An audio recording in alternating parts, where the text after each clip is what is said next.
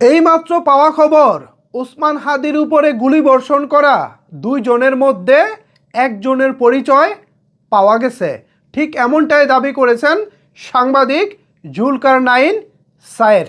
কিছুক্ষণ আগে জুলকারনাইন সায়ের তিনি তার ফেসবুক পোস্টে ওই একজনের ছবি সহ পোস্ট করে বিস্তারিত লিখেছেন।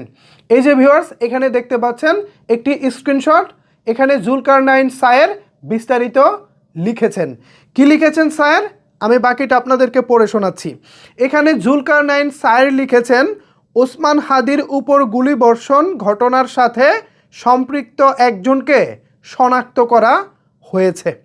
ফয়সাল করিম মাসুদ ছদ্মনাম দাউদ বিন ফয়সাল নামের এই ব্যক্তি সাবেক ছাত্রলীগ সহ সভাপতি, ঢাকা মহানগর উত্তর এবং আদাবর ছাত্রলীগের সাবেক সভাপতি।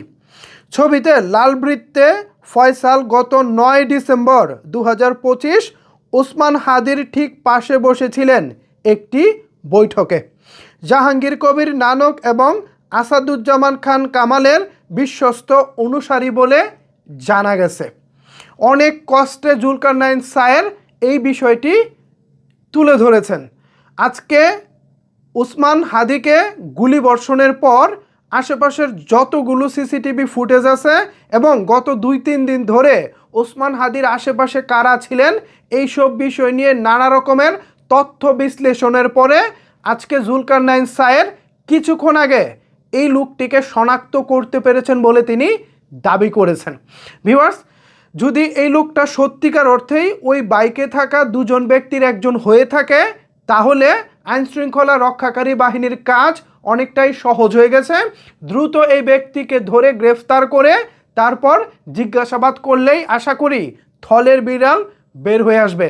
আমরা চাই হাদির উপরে যারা আক্রমণ করেছে তাদের যেন বাংলার মাটিতে দৃষ্টান্তমূলক শাস্তি হয়।